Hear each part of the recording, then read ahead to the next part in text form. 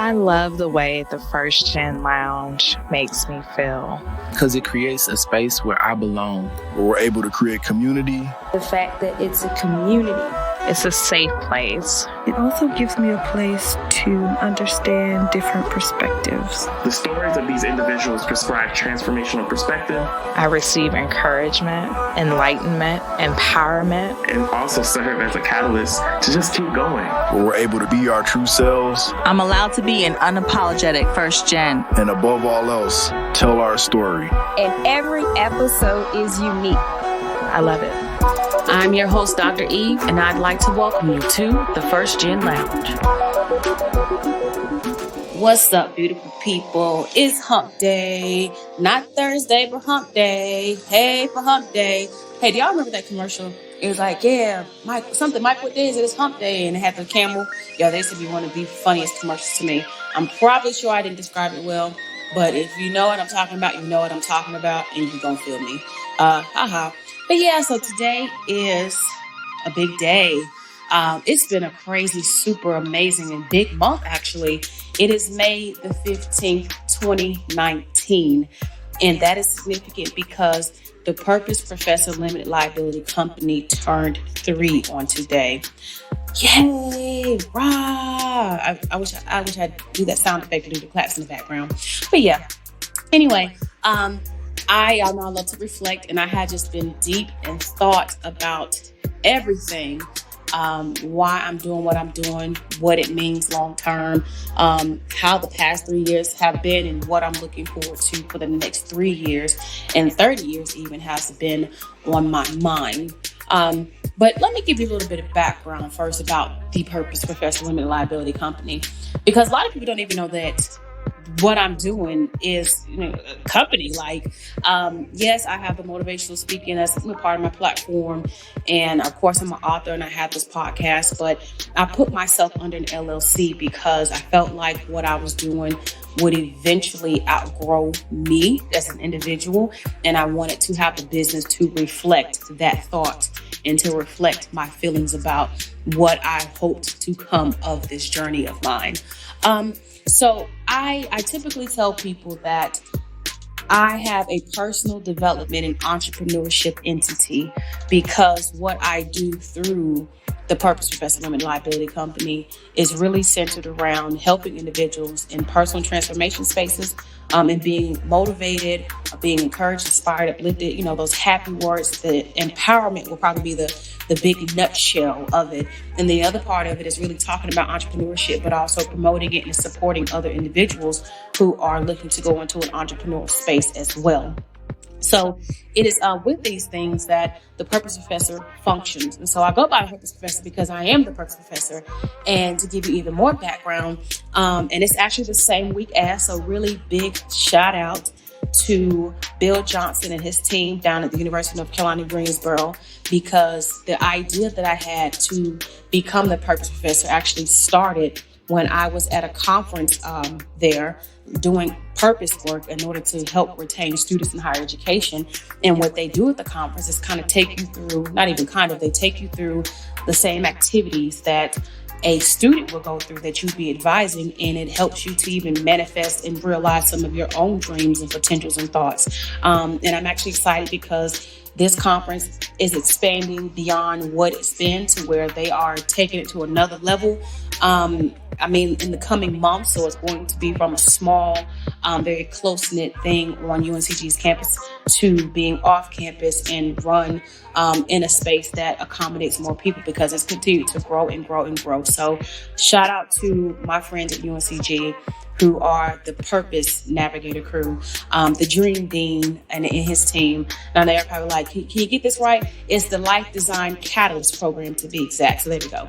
Life Design Catalyst. And for those of you who don't know, I am actually have a certificate in being a life design coach. And so when I do purpose work, a lot of things that I've done over the course of my experience has actually stemmed from this particular time in my life when I realized more what my purpose was, but not just that, how I wanted to pursue my purpose, and what that looks like. And actually me being the Purpose Professor is because it's something we'll talk about later in the show, is because of me leaving room for change and finding my space.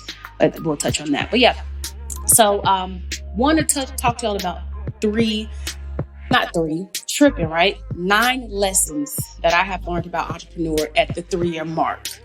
And I'm sure every year, I will learn something more, or I reflect and it'll be something deeper to share. But this is especially for those of you who are considering entrepreneurship, you're new to entrepreneurship, you're in entrepreneurship, and if you want to leave entrepreneurship, whatever it may be, I want to give you my perspective as a woman, as a Black woman, as a married woman, as a first generation college graduate, especially as somebody who's coming from an higher education background and transition into entrepreneurship. And I actually did so like straight transition, like all the way out. Like I didn't slow creep my way out. I took a full leap. But why I did is because I had the support of my husband and the support of my community, especially, but it was definitely something that I needed to do. I never thought that I would be an entrepreneur, let's say that, although I long had a pull and a draw to entrepreneurship. I didn't truly pursue it because I didn't necessarily know how to, or what to, why to, where to. I didn't know anything to do. So being where I am now, I still find myself fascinated and by how much I've learned and how quickly I've learned it. And so I am incredibly grateful for this journey, for this experience. And again, just want to give y'all 9 lessons. And I've taken these 9 things. Y'all know 9 is a number. Okay. So definitely have taken these lessons to really try to just sum up some of the things that I've gotten that I want to pass on to you, and that maybe you can pass on to some of your people, So let's dive in, friends. Lesson number 1, please understand the importance of building relationships. Relationships, they matter. Something that I know that you all have probably heard, and somebody's even told me, people do business with those who they like, know, and trust. People do business with those who they like, know, and trust. I have actually taken a step back from doing a lot more social media marketing in the past few months. And that's because when I sat down and looked at what was happening in my business that's allowed it to flourish, how things have just manifest for me, it's really come from the internal relationship that I have. So when they say your network is your net worth, they don't just mean that in the space of working at a company. That's very true. Probably the original truth of entrepreneurship, that, in anything that I found myself doing, be it that it's a speaking engagement, or if it has been somebody buying my book or connecting me with somebody for the podcast, I want to say a good 85-90% of those leads and referrals and connections have come from other people. So as you're starting out, I say be active, be social, be excited about social media spaces, but don't get so frustrated with social media marketing. It is a science. People have whole full-time jobs around social media marketing. And I mention that because I know a lot of people, including myself, look to social media as their first space to want to grow their business.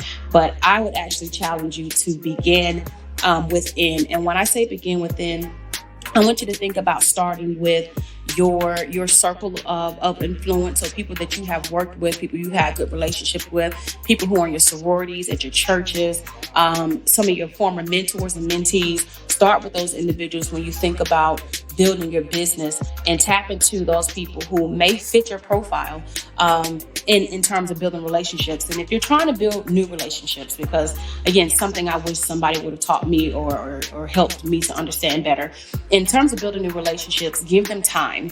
And when I say give them time, you may go to a brunch and meet people. So that's one good way to meet people. Go to a conference and meet people, or you may be on a blog and somebody reaches out to you. But I would say when you're thinking about building new relationships, don't expect anything before you give. When I say that, don't look for something to come to you that's, well, why are you not ready to buy my product or do this? You really have to build a relationship, and relationships take time. There's some relationships that I'm just now getting comfortable with asking people for support, and I've known them for 4 and 5 years.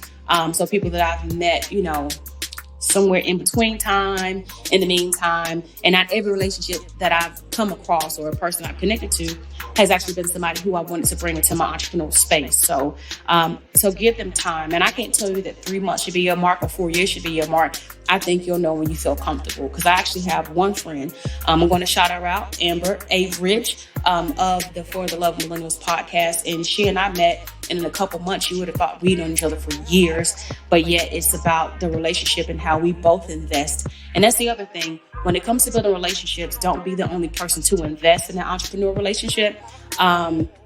Make sure that you're getting as much as you receive. So you want to definitely give and be there to help, but don't be taken advantage of either. And you'll know when the relationship is not balanced. So just be mindful of that. But relationships is still king. So build your business. Like I say, grassroots is the way to go. And over time, other things will come to you, like the social media thing, people are reaching out to ask you to come in and speak and do things, whatever it is you want to do, looking for your product. But the reason that, and I look at it now, a lot of the reason that I have engaged in some of the spaces I have is because somebody knew somebody or knew something. And I was like, oh, I'm interested. I'll do this. Okay, I like that. And that's not to say that people who, that you reach out to that you don't know won't be receptive. And that they won't be supportive of whatever it is you have. But I don't want you to feel extremely disappointed or let down when those strangers, for lack of better words, are not responding to you like you want them to respond. And I say that because I tell you, very, very early in my career, back in the day when I was doing this whole I'm going to be a coach thing, I reached out to this lady and was asking her, to get on the phone with me, just like a 10, 15-minute conversation. Y'all, that did not go over well at all. But I didn't know better. I'm thinking to myself, you're on the internet, you can find people, sure, if you want to talk to you and, coach you and help you out and give you some pointers, give you some advice. But I soon learned that people that don't know you are definitely, in a lot of cases, not willing to talk to you and not interested. And that situation turned out to where even ended up being like a social media debacle, for lack of better words, where she subliminally tweeted about me. And that really hurt my feelings, because I was like, all I did was reach out to you to help, or get some help in what I'm trying to do. And I didn't realize how large her following was. I didn't even catch her Twitter. I saw her website. So let's just start with that. And that ended up being something that years later, I still carry with me. It made me fearful to reach out to people, to building relationships, but it also transformed me such that 9 times out of 10, when somebody reaches out to me that I don't know, I'm mindful of how I respond, and I try to make time for those people. And some people will say, well, that's a waste of time, or I'm not trying to connect with people I don't know. My philosophy is, if I'm putting myself out there to be met, I don't just want to be put out there to be seen. I want to be met. I want to be connected with.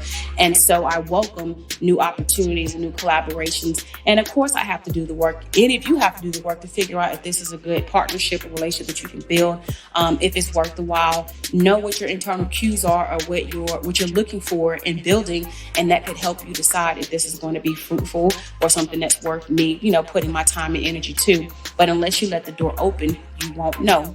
So yeah, build relationships. Hope I gave y'all enough on that one. And if not, feel free to reach out to me and talk a little bit more about what building relationships looks like for you, and maybe some of the experiences you're having, how to better navigate them. But I think you got it. You got it, boss. So yeah, lesson number 2, find your space. It is one thing to want to do everything, but it's another thing to want to do everything and try to do everything for real. And I'm pretty sure that was confusing, but find your space, find your lane and stay in it. And what I mean by that is that you will be very excited about the many things that you can do out here, the many people you can touch, the many groups you can serve. But I would say in finding your space means to find the group that you want to serve, be it that it's a specific institutions or if it's specific people, or if it's something that is just very unique to what you want to do. So an example would be how I have this first gen lounge space. I found that I kept having this desire and this pull to want to help my people. What you would typically find, and I'm not saying it's everybody, but a lot of people, is that they end up coming up with businesses and solve problems for things that they have had troubles with in their own life. So in finding your space, it also may mean your geographical location. That may mean if it is in a diverse space, in a predominantly woman-dominated space, that's with married couples. Know what your space is. And I won't say it's about feeling comfortable. I want to say it's about feeling connected. So in finding your space, how you want to even use your platform, it has taken me years. And not just 3 years, right? Okay, professionally, but y'all, let's go back. I have been speaking for over a decade. So as a speaker, I've been out there over a decade. Professionally, monetizing it, really trying to say, hire me. Yeah, that may have been the past 3 years, but it's nothing new to me. So I say that to suggest that find your space. So know who you want to serve. And then you figure out in what area and what space you want to serve them. And I say that because my focus, it typically ends up being first generation college graduates. I love the grown folks, but I really, really, really love the college students. So between those two lanes, that's where I typically thrive. Between that 18 and 27-year-old, you're like, oh, that's a lot. There is a lot of transition that happens within that time frame. And for me, I just found myself naturally attracted to this group of individuals. I tend to attract more to minorities and women. And, because I feel like, again, it's relatable for me. And it's a lane where while I'm comfortable, I can connect. It's really important for you to be able to connect and engage with your audience. So find your space, and your space may change, which leads me to point number 3, leave room for change. My business went from I'm going to be a nonprofit, I'm going to coach college students, to I'm going to be a speaker, to I'm just going to do events and workshops, to I'm going to write a book, to I have been doing everything. And then I had a moment, I was like, you need to make up your damn mind, get it together. But I realized that one of the greatest gifts of entrepreneurship is freedom, but it can also be, for those of you with shiny penny syndrome, it could be a challenge. But even for those of you who have tunnel vision, not leaving room for change could be a challenge as well, because you don't allow yourself to see new opportunities or to explore new possibilities that could definitely take your business in places that, could help it to thrive. And then I know for me, being someone who has embraced more the motivational speaker space, and I say that because I am by nature in what I'm doing, and as a business, I'm an entrepreneur. But my whole dream has always been motivational speaker, to share my story about, education as a platform for transformation and as something that helps people overcome adversity, and to really help, as we say now, live their best life, right? But in doing so, I've tried to find different mediums for getting out that message. And over the years, by leaving myself room for change, I went from the coaching space to, okay, now I'm doing keynotes. Okay, now I have the book. Okay, now I have the podcast. And all 3 of them still help me to very much so fulfill the need, the gap, the desire within me to help other people in their own journey of life. But I had to let myself evolve to even know that was possible, because it wasn't in my plan to write a book. I only ever thought that a book that I would write would be a book of poetry or something like that. And I ended up having it's still an inspirational book, and about some of the lessons that I learned, as a young adult during my collegiate experience. Shaw University. Okay. Shaw U, 2 classes for you. Yes, I just did that in my house. I get really excited. I'm really 10 years out, baby, 10 years out. And so feeling up. So again, I'm 10 years out, I wasn't thinking about being an entrepreneur. I was thinking about the focus and being in school. So leave room for change. And even for those of you who may be in a job situation as well, I would even encourage you to leave room for change, because maybe the career that you want or the path that you can foresee for yourself that could be of any good is something that will come from you being in a different space altogether. So number 4, understand what it means to invest. So for me, as somebody who came from a low CS background, I came up in a household where my mom did everything she absolutely could to support us and to love us and to give us the best that she absolutely had to give us. But that also meant that we had to learn how to be frugal. We had to learn how to be penny pinchers.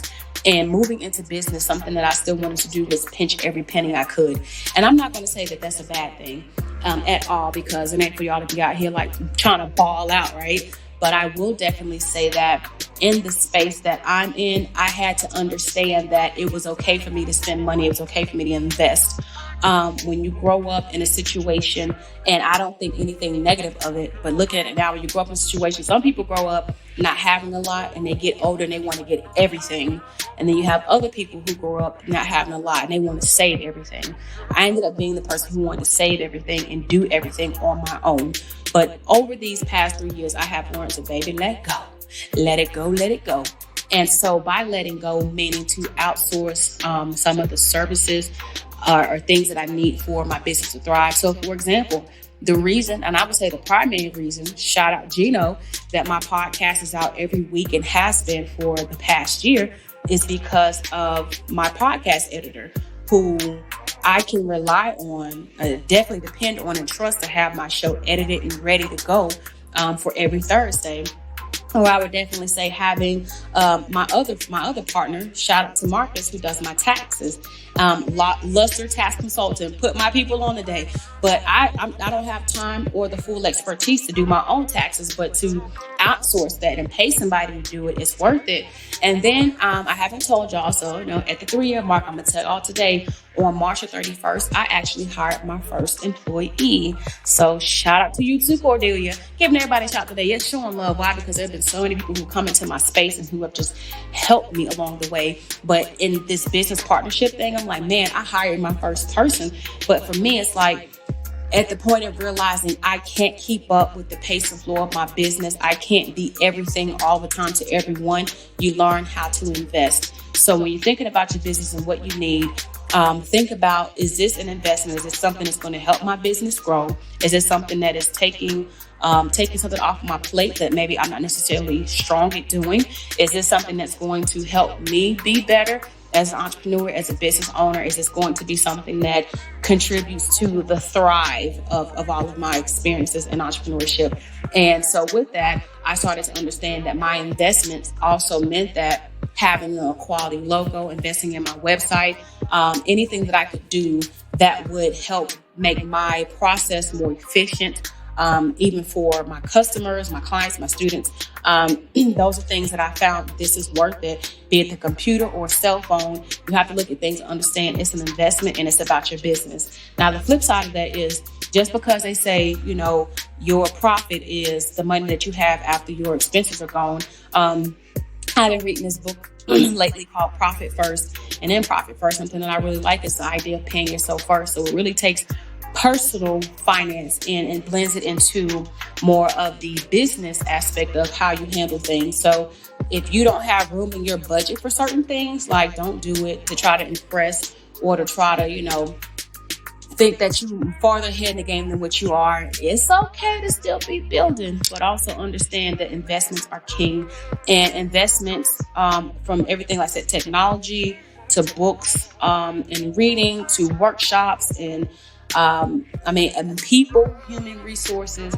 Do what you can to invest and understand that if it's helping your business, yes. If it's just for the show, no. Somebody quote that. And send it to me. Okay. Number 5, accountability matters. So when I talk about accountability, what I have learned that's really, really helped me is having somebody that I can partner with. And by partner with, it doesn't necessarily mean on every project and everything I do. It means having somebody that I can talk to consistently, to catch up with, to know what I've been working on, to know what they've been working on, to exchange ideas, to essentially mastermind. And I have different people at different levels of the entrepreneurial game that have, committed themselves to helping me. And our frequency of talking goes from once a week to once a month to once every other month. I say that these relationships for me and these accountability partners really came from natural evolution. Again, somebody introduced me and we talked, we connected, we shared similarities, we started talking more, and these things naturally evolve.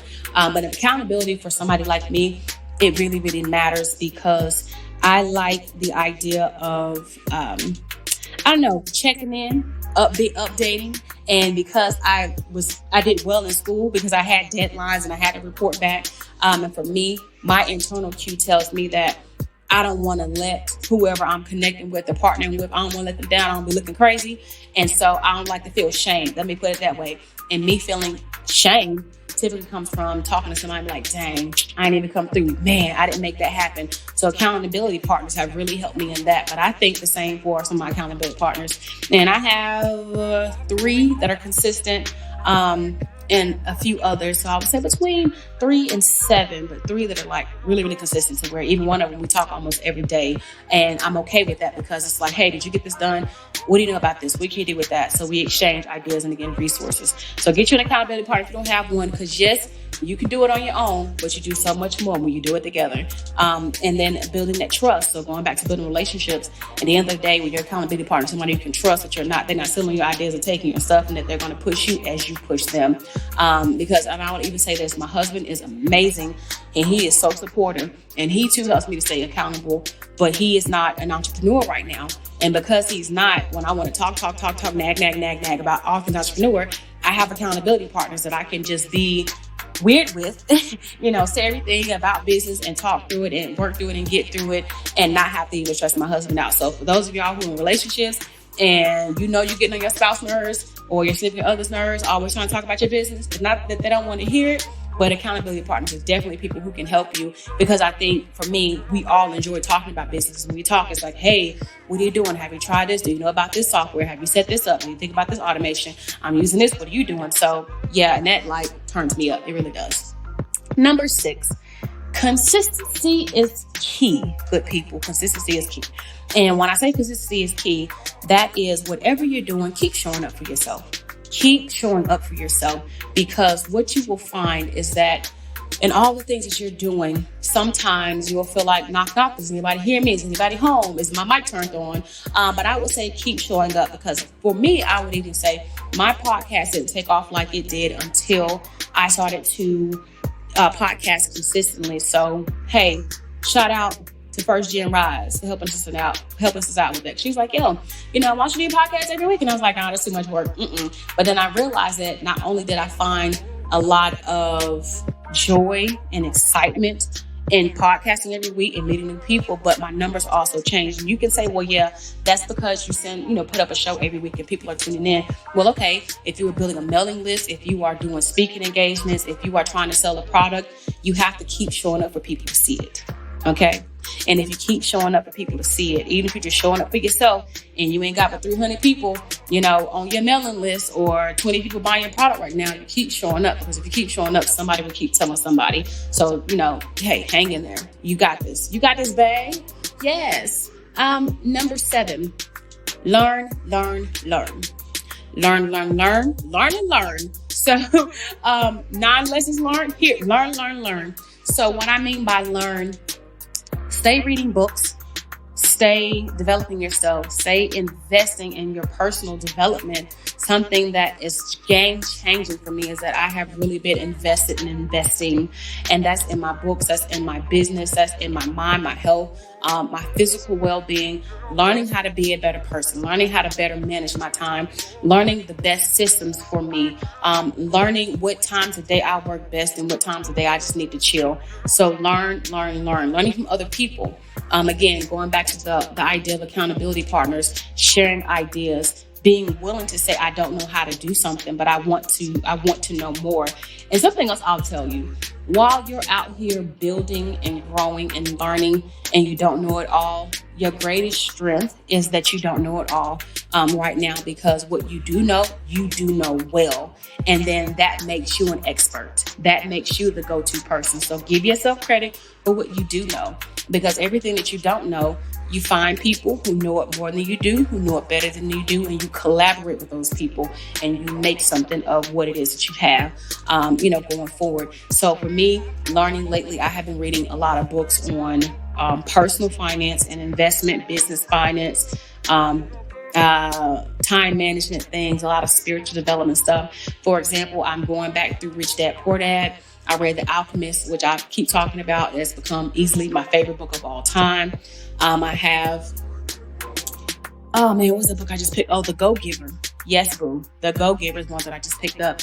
And that one has been a really good one as well. I think between The Alchemist and The Go-Giver, I found a lot of my energy. I'm going back through Think and Grow Rich. And I'm also going back through The 4 Agreements. So say going back through them because I've heard them on audio. I have skimmed them before. But at this point, I'm like, man, wait a minute. I missed a lot. And for me, I like to listen to audio. Audio was great for when I'm driving in the car. I'm listening to podcasts on finance, some of my homegirls and homeboys podcasts. So I'm always looking to learn because here I am in my life. Here's one of my philosophies. If it is not helping me grow or to be better, I'm not interested in it. If it's not helping me to develop and to be strengthened in what I am as an entrepreneur, who I am as an entrepreneur, as a wife, as a friend, if it's not helping me, I'm not interested. And that's not to say I don't have a social life or that I'm not, interested in conversations that are, for lack of better words, quote unquote, regular. But my regular conversation now is around building and development, because if you're not building and developing, you're just kind of existing. That's how I feel. That's my personal opinion. But I say that because at the end of the day, for me, I'm trying to get ahead. And getting ahead, I can't do that by being stagnant. And by being stagnant, that means just doing nothing, hoping and thinking that something's just going to come to me. So for the things that I don't know, I am learning. And I have a book that should be here today too. It's called Investing for Dummies. Yeah, I was like, I need to find a book that's just going to break it down, because my next goal is to really start making my money, make money, and getting those assets, talking, make money. Okay, am I selling the song? I'm not selling the song. But if y'all, if you were born in the 90s or anytime after that, you know what I'm talking about. Maybe it was Get Money. Was it Get Money? Okay, I don't know if it wasn't. But anyway, shout out to Get Money. Inside joke. If you heard it, you know what I'm talking about. So back to the show. So learn. So take the time to learn. If you don't know, there's a book, there's a course, there's a person who does know. There's no reason for you to not know. Okay. Number 8. Good old great eight. Getting on through these things, right? So something I want y'all to learn how to do is clap for your damn self. Let's try it on 3. 1, 2, 3. Did you hear me clap for myself? Clap for your damn self. Okay, here's why. You will find yourself in situations sometimes, especially as an entrepreneur. You are not immune from being disappointed, from being let down, from having people who you thought were going to support you and have your back, not have your back. You're not immune from it. You're nothing special. I'm nothing special. So get in the habit now of clapping for your damn self. So clapping for yourself means being able to sit down and recognize the good things that you have done, the wins that you do have, honoring that, embracing it, and really saying, I am proud of myself. Because I had a friend actually, shout out to my homeboy Kimon of the Ideas to Life podcast, and something that he said to me, even like, maybe like yesterday, the day before, we were talking, we were doing one-on-one. He was like, yeah, so how have you won? And I know it's important for me to think about how I won, but you don't think about exactly how much you have to sit up and think about your own wins. Because as an entrepreneur, be it that you are in a business with several people or doing your solopreneur thing, you have to learn that in this point, you are one of the most responsible figures in your business. I mean, the business is because you and your business partners had an idea and are doing things. And sometimes you want people to see you who are not paying no mind. But don't focus on the people. Spend more time focusing on what's good and what's right and what's working, rather than what's wrong and what's not working and who's not supporting you. But in all things, you have to clap for yourself. Let me give you some examples. You have to clap for yourself when nobody likes your post on social media. And you have to be, hey, did you put too many words on it? Just try that, for example. You have to clap for yourself when nobody's opening your emails. Hey, I'm just saying, clap for your damn self. You have to clap for yourself when you put a product out there and people aren't buying it right away, because you did it. You did it anyway. You have to clap for yourself when you put out your new podcast shows, when you put out any new free digital downloads, when you show up to any engagement to speak or to be on a panel. You have to clap for yourself. Even if only one person connects with you at the event, even if only 2 people buy your book, you have to clap for yourself because you are still doing the work. I have been tuned in lately as well to Brene Brown. Shout out to my big sister. We were talking about books, and you know who you are, girl. And so she said something to me when we were talking, and the idea of Brene Brown and having watched the Netflix series and talking about the power of vulnerability. But Brene Brown said something that I just learned recently. I heard recently. I was like, yo, she bombed for that. But what she said was, unless you're doing what I'm doing, unless you're being brave like I'm being brave, you can't tell me nothing, essentially. So the whole thing is that people aren't doing what you're doing. It takes a lot of heart, a lot of guts, a lot of tenacity. It takes a lot of mental, emotional, and physical space to be in this entrepreneurial space. And so give yourself credit for every morning that you wake up and you try again. Give yourself credit for every time that you feel like this ain't it, this ain't working for me, I'm throwing in the towel, but you keep pressing forward. Give yourself credit for that. Give yourself credit for being willing to try. And even if you keep trying and you figure out that this is not going to work for you, give yourself credit, because people aren't just going to show up and be like, good job, here's an award, congratulations. Like, people not clapping for you when you just lost a contract. You got to clap for yourself. And also you lost a contract, because the thing about entrepreneurship is it's just definitely not a perfect experience. And there are things that are going to come up all the time that will really be like, yo, where'd this come from? However, clap for yourself that you keep going, that you keep trying, that you're still willing to do what you do in spite of what some of the adversities that may come against you. And that's including having deaths in your family. I don't think that I told y'all this. I'm going to just be open about it now. So I guess I'm telling a whole lot lately. Back in 2018, it was November. Don't blame me for not knowing right now. I should know, but my mind is at a blur. So you can judge me. That's fine. I don't care. But I had 2 family members die in the same day. And not because they were in the same accident. One, was killed that morning and the other passed like a couple of hours later. 2 different locations. I had an event around that same time, and I actually had 2 events, and I was stuck between one of the funerals going to be what's going to happen, me being in shock. And I'm going to tell you it was October because my husband was gone. It was October. He was gone because he went to go finish his dissertation unfinished. He went to go defend, and I was at home by myself, me and the puppy, kicking it. And, got a phone call, got a text message, it kind of happened in the opposite direction, got a text message, got a phone call, and just was feeling shocked. But then I had events coming up as well. So trying to figure out what to do with it. One event ended up having to be canceled because it was the day of the funeral, lost that contract. We never rebooked, never heard back from the person. And it was like, it was okay. Like I had to just like, hey, it was an act of God. So they ended up being excused from that contract because it's in my contract. The other part of it, I almost didn't know if I was going to show up. And I said almost, I wasn't going to show up because I was feeling so hurt and distraught and just kind of like all over the place. How could I bring myself to do this? And then I have to travel to Charlotte multiple times within a 4-day window, if even 4 days. And then how things ended up working out was like crazy. But anyway, in spite of, I showed up to this one particular event and I gave it my absolute best. And that day I still needed to be in that space because it was healing for me to be with that community. But for what it was worth, after the fact and everything settled, though I had lost the contract, I still had an event that was very successful. I had to clap for myself because in all of the emotional pain that I was feeling and all that I was going through in my head and all the traveling back and forth, and it was, one of those, oh my gosh, did this just happen? This just really just happened? What the hell? I was still able to figure it out, but I'm thankful that I had a great support network. I had amazing friends around me. And my family has been terrific. And, big shout out to my husband, Dr. James M. Hudson. Okay, y'all know I'll be showing out for Boo because I'm so proud of him. So clap for your damn self.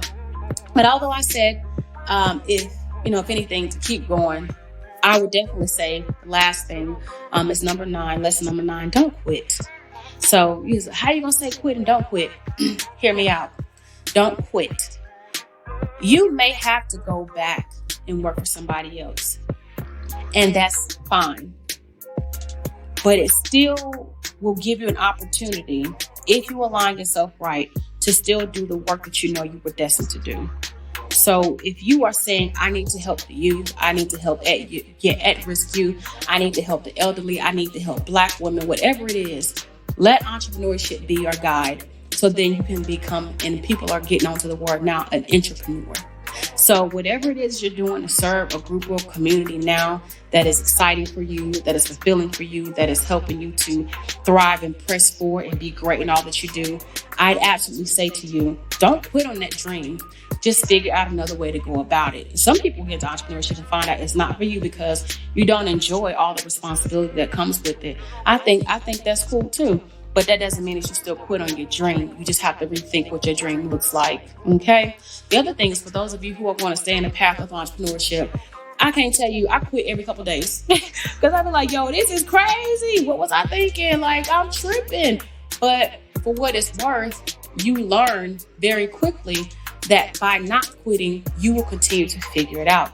And that's what makes entrepreneurship so exciting to me and so challenging. So if you're somebody who likes, the challenge and you like to figure things out and you like that every day is not the same, entrepreneurship may be the thing in spite of its even financial inconsistency, because, oh boy, let's talk about that. It's not for the people who are not okay with being rich one day and broke the next. Okay, so if you really have to have a check coming in consistently, you might just want to keep a job and do the entrepreneur thing on the side. But for what it's worth, entrepreneurship is something that is fulfilling for somebody like me. It allows me to be creative and it allows me to be free in my own head. And that's not to say, again, because I said all the time, not to say I won't ever go back and work for another company or organization, but for where I am in my life right now, entrepreneurship has given me the energy that I've been trying to find for a very long time because of its many facets and because of how I'm able to help others. I realized when I hired my first employee the other week, I was like, man, I can't believe I just did that, because now I am able to help somebody. And it may not be, like I said, it may not be a whole lot, but the fact is I can help somebody. I can help put food in their belly, help them pay their phone bill, help them, get an outfit or two. That was powerful in itself. And realizing that, I realized the bigger impact that I was having on society. And not just through having a purpose professor as a social entrepreneurship endeavor, because 9% of my net profits go back into the first gen community. But it's definitely something that I'm able to employ other first gens. The young lady who works for me now, she is, and I've not worked for, she works with me. Let me get that right. She is a first gen, and my podcast editor is a first gen. Now my tax prep attorney, he ain't an attorney, I'm tripping. My tax accountant, he's not first gen, but I met him and he's incredible. Young black man out here getting it, very professional, handles it. And I was like, yo, I couldn't resist. And so even in what I'm doing, I'm able to employ people who were like me or come from a background similar to mine. And that is empowering. Had I quit, I would never come to this vision. Had I quit, I would have never come to this space. Had I quit, I would have not built relationships, found my space, left room for change. I wouldn't be able to understand my investments, know what accountability means. Consistency, I wouldn't be consistent. I wouldn't have learned. I wouldn't have known to clap for my damn self. So I just went through all my lessons again, because it all comes back around to don't quit.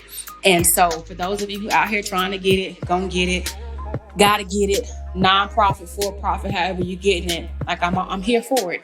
And I'm proud of you, and I'm wishing you the absolute best of luck in everything that you're doing going forward. So yeah, y'all, I may have talked a little longer than I expected today, but again, it's been 3 years, and I'm actually thinking that what I want to do is make this an annual show. So on the 15th of May or year, I'll come back and give you whatever lessons I have learned since, or, give you the nuggets from the past year. But the past 3 years have been incredibly exciting for me. And so I want to thank all of you who have been on this journey, who have watched me start and stop projects and start them again and see others flourish. Like, what you got going on? Are you doing this? Are you doing events now? What you got? Okay, yeah. I'm going to keep going, and I'm going to keep figuring it out. And I know a part of me figuring it out, and I try to be very transparent about it, is that entrepreneur wasn't something that I just knew I was going to do. I had a thought one day when I had decided to take off, and I was like, hey, maybe I should try to work for myself. Maybe I should try to really pursue some of these things that I want to do, because there's a part of me that's always felt like I was supposed to do something more than be in one space, working in one place. So I wasn't trying to rhyme, but y'all know, spit, 16. So for me, entrepreneurship is giving me something that I've needed, and I can't tell you how long I've needed it, but it's feeling like a breath of fresh air. And I continue to look forward to again, it's all that's ahead. So yeah, I'm gonna try something new. If you are listening to the show for the first time, if you've gotten to the end, thank you. I love you, ubond.com. I want you all to be sure to join the First Gen Lounge family. Go to www.thefirstgenlounge.com, scroll to the bottom, and submit your information to become part of them. And that's essentially being on the mailing list. Right now there's over 500 of us, and so I'm just continuing to build, because what's going to be happening, I'm gonna go ahead and drop nuggets. Since it's year 3, the First Gen Lounge is going to start hosting events. Yes, drum roll. Can y'all hear that? Okay, yeah, I ain't doing the sound effects. I just do me. So yeah, so I'm going to start doing events. So the First Gen Lounge presents. So I want y'all to be able to know about that. So please jump on the mailing list and find out about that. And also the book 1865. Go ahead and cop that. Tell somebody about it, share about it, because I appreciate it and definitely want to continue to inspire others through their own journey of adulting and figuring out what everything means in this thing we call life. I don't know if y'all can hear it, but like the neighbor's tweaking right now. Like, I wouldn't want to record during the day, right? Yeah. So anyway, I love y'all. I love y'all. I love y'all. Continue to be great in all that you do and keep pressing forward. I'm out. Peace.